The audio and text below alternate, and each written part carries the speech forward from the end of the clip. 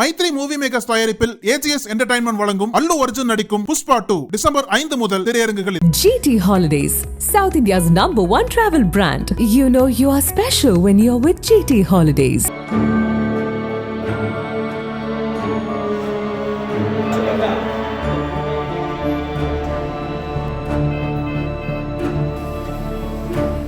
வேலூர் மாவட்டம் குடியாத்தம் அருகே உள்ள காமாட்சியம்மன் பேட்டையைச் சேர்ந்தவர் தேவராஜ். இவருக்கு 48 வயதாகிறது. தான் வசிக்கும் சுற்றுவட்டார பகுதிகளில் கூலி வேலை செய்து வந்தார். தேவராஜுக்கு மது குடிக்கும் பழக்கம் உள்ளது. நாளடைவில் மது போதைக்கு அடிமையான தேவராஜ் அடிக்கடி மது குடித்துவிட்டு வீட்டிற்கு வருவார். தலைக்கேறிய மது போதையில் இருக்கும் தேவராஜ் அக்கம் பக்கத்தில் உள்ளவர்களிடம் தகராறு செய்வதும் தள்ளாடிக்கொண்டே ஊரை சுற்றி வருவதும் வழக்கம்.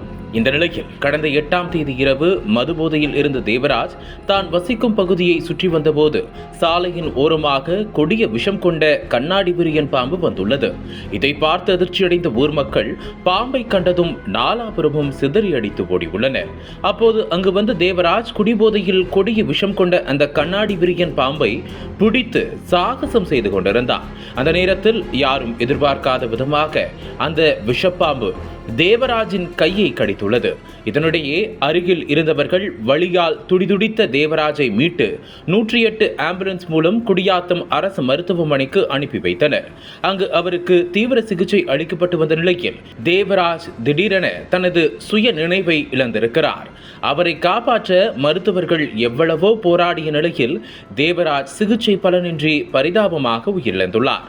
இச்சம்பவம் அப்பகுதி முழுவதும் பெரும் பரபரப்பை ஏற்படுத்தி வந்த நிலையில் மருத்துவமனைக்கு வந்த குடியாத்தம் நகர போலீசார் இதுகுறித்து வழக்கு பதிவு செய்து விசாரணை மேற்கொண்டு வருகின்றனர். குடிபோதையில் பொதுமக்கள் முன்னிலையில் கொடிய விஷம் கொண்ட கண்ணாடி வீரியன் பாம்பை பிடித்து சாகசம் செய்த போதை ஆசாமி பாம்பு கடித்து பலியான சம்பவம் வேலூரில் பெரும் அதிர்ச்சியையும் சோகத்தையும் ஏற்படுத்தியுள்ளது.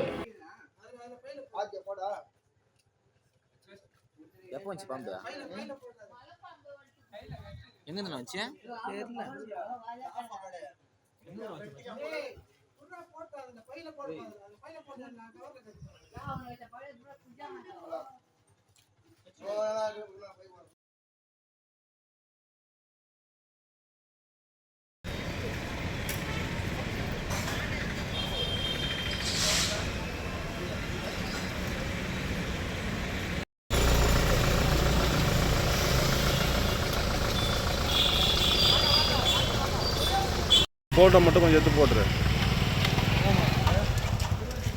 ஏன்னா ஈடா